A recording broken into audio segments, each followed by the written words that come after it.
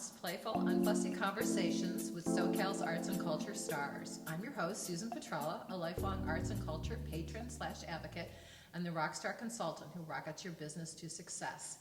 Each Wednesday, Thursday, or soon to be Friday, I'm hanging out with cool, clever, creative individuals. Today's guest is Deborah Davidson. Deborah's paintings are Frankensteins, and she's going to explain that a little bit later. Bits and pieces of images I find and stitch together to have a new life. Often the new incarnations are personifications of abstract ideas like vulnerability, defiance. Symbolism lurks in the combination of animals perched or balanced on everyday objects. Some of the images are birds, small and fragile, yet they have great presence and dignity. These paintings are about alchemy, secrets, innocence, things we keep, things we throw away, the fragility of life, and the beauty in common objects. Deborah is one of 9 artists in Coastline Art Gallery's new show, Cloud 9. Cloud 9 invites you to immerse yourself in the alluring world of atmospheric space. The exhibition showcased landscape, some celestial, others sublime, but they all will prompt contemplation of the vast space above us. Welcome, Deborah. Thanks. Nice to be here. So tell me about these Frankensteins, or explain that artist statement to me in English. Okay. So my paintings are very narrative, and I use a lot of symbols in them. So the Frankenstein part is finding images from disassociated different places and bringing them together to tell a story. And most of those stories are about what it means to be human, just human vulnerability. And they're much more, I guess, psychological. Some of them are simple little puns, like the painting that's called Birdie, that sits on the shelf like a bird would sit, but instead it's a badminton birdie. But most of them have to do with more psychological, human frailties, things we think about, things we don't want to think about. And I use a lot of objects like what's in the statement, things we keep and things we throw away. Memories are attached to so many objects that we have, and I try to bring that into the paintings as well, and they might be something that is a particular memory for me, but I try to make them more universal kinds of things. And a lot of the objects are old objects, so that they have a history unto themselves. They've had a life. They've been many places, and a lot of them I find at vintage swap meets and those kinds of things. Do you find the objects, or are they all your objects? Well, they end up being a lot of them my objects. You should see my studio. It's a cabinet of curios in a lot of ways. But some of them, no, I'll be somewhere and I'll see an old clock and I'll just take a picture of it. And sorry, the people that are selling things at swap meets, I take them, put them in the sun, turn them around, take them from all different kinds of angles. So no, I don't necessarily own all of the objects, but Okay, but it's a conglomerations of things that wouldn't normally go together. So that's the Frankenstein part. Yeah, because there's one with a bird on a typewriter, like ball or whatever, with the letters or whatever. That's really kind of interesting. So what does that one say? So the typewriter balls, and you have to be of a certain generation to even know what those are. I've had my work in shows, and people, oh yeah, what is that? And so, okay, you're 20 or 30 years old because you don't remember typewriters.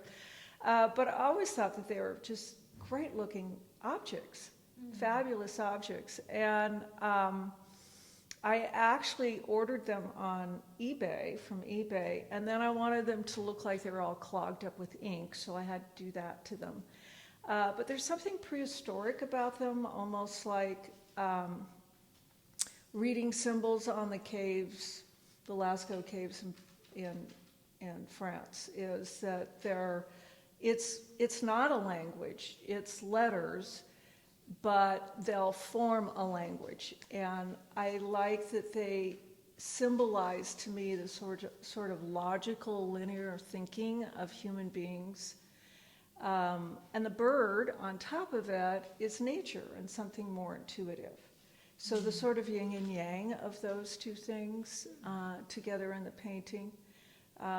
And we need a little bit of both in our lives to have a kind of balance. Okay. But those paintings really started with the typewriter balls and then kind of evolved from there.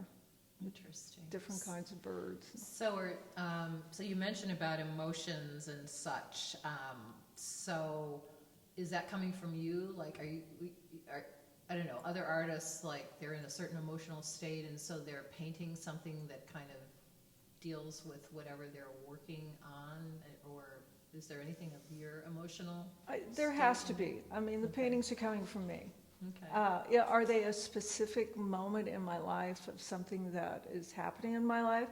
There are some that are like that. I think that as human beings, we share a similar kind of emotions. So I'm looking at this painting on the wall right now, the monkey sitting on the clock with the bird, and it's called Time, It Takes So Long and It Goes So Fast. And that we experience that when we're kids. We think summer is going to last forever. It's just, but I think that's a universal feeling. So yeah, is it a personal feeling, but it's also universal. And as we get older, we feel like time goes so fast, you know. That was 20 years ago. Somebody mentioned, I did that in 2001. Well, 2001 doesn't sound that long ago to me. But of course I have, you know, students that weren't even born at that in 2001. So, but yes, I have to, they're part of my emotional, what's going on for me. Okay. So. And the birds, you have a series with birds, and then you have a series kind of like named Circus and such. So is there a particular affinity to birds, or, you know? They're different bodies of work. The circus series mostly dealt with a lot of monkeys in them, being that they're our ancestors in a lot of ways, so there is a connection to humans. I like using animals instead of humans because there's something more innocent and kind of a pure state of, I don't know, emotions or who they are. If I were to use figures, they become more illustrative instead of emoting or telling a story in a more sort of even spiritual kind of way. So animals work for me, and it depends on what I'm trying to get across, what kind of animals I might use. But the most recent body of work they've sort of evolved. I started having some birds in paintings.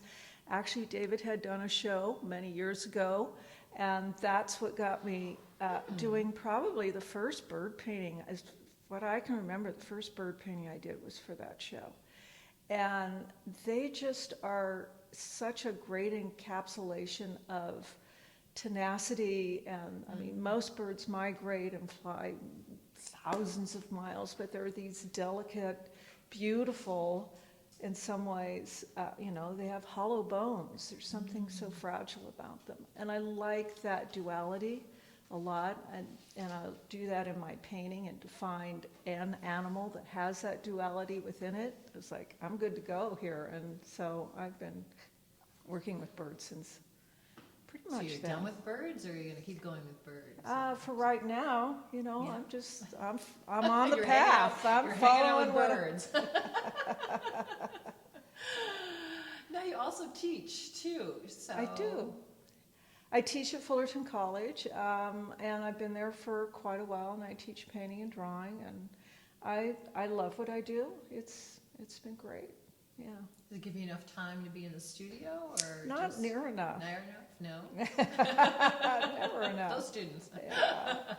So you're finding it different from, you know, maybe your initial class of students to students now?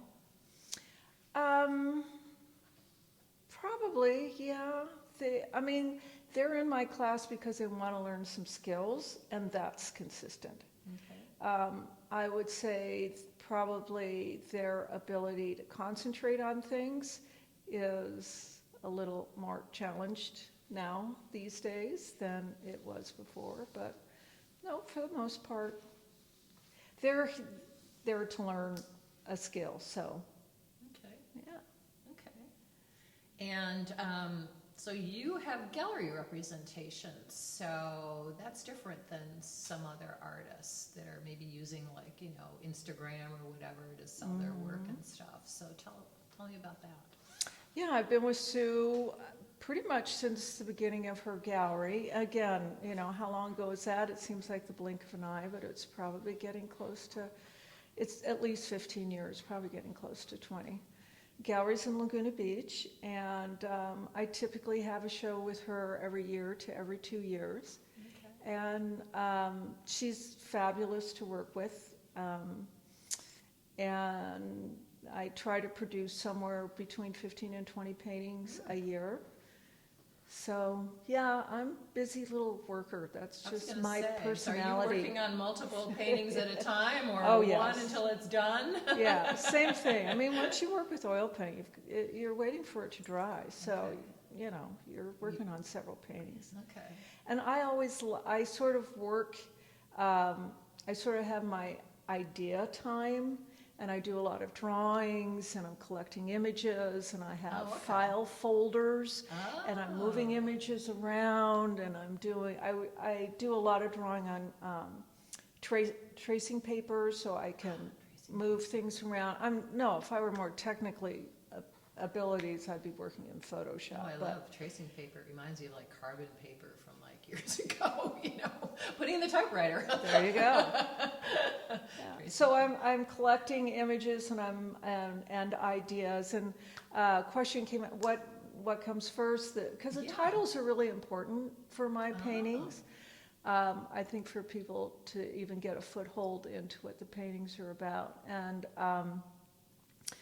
so often what I do, my paintings, I put blue tape around the outside edge to protect them, so they stay nice and white.